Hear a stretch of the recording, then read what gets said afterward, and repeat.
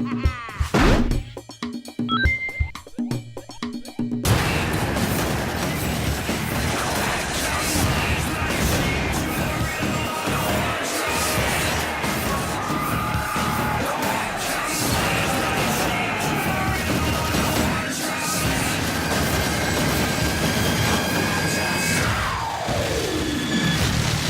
Software, who created Wolfenstein, Doom and Quake, are back with a new engine and a new game. Is this another typical id game, first-person shooter?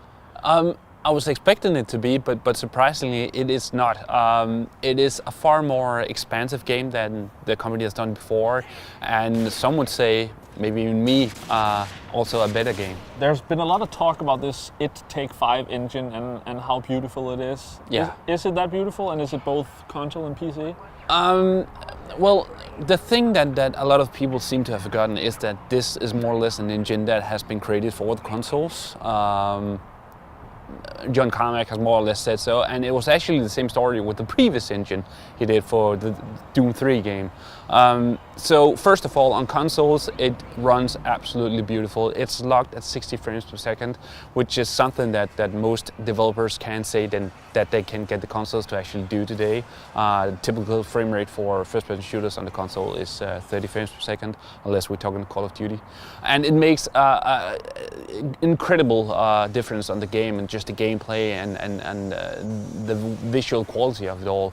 It has to be said that due to the new engine using what they call the mega texture technology, there is some loading of the textures while you're actually playing, and it can be bothersome.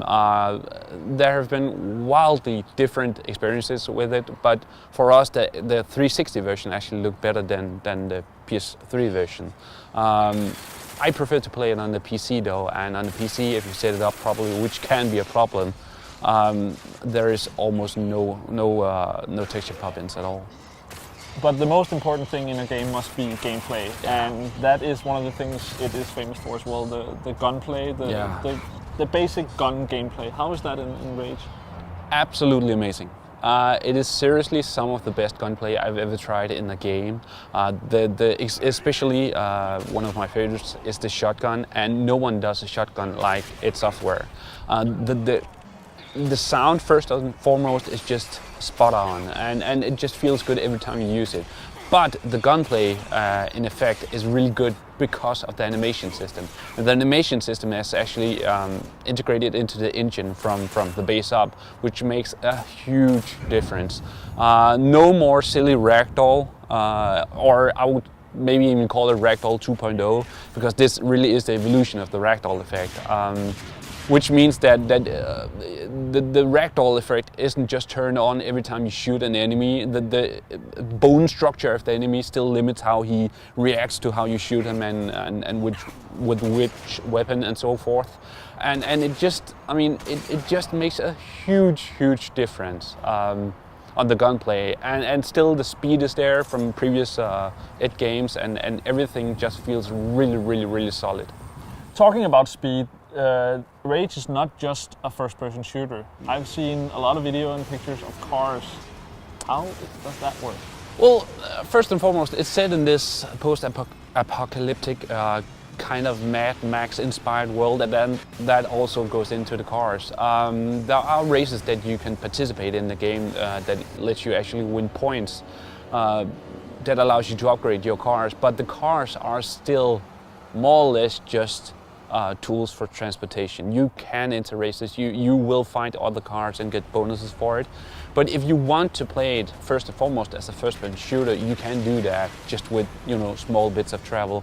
How much you want to go into the whole car part of the game is more or less up to you, which is a kind of cool decision from the developer.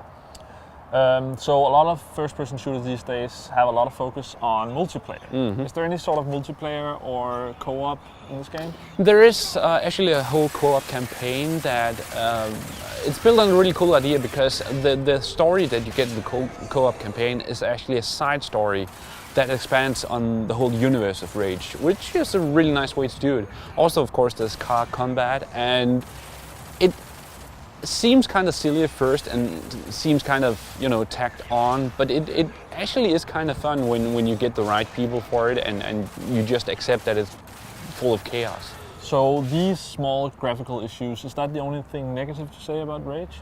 More or less. I mean, it is a really solid game. If you choose to play it on the PC, you might expect some heavy trouble.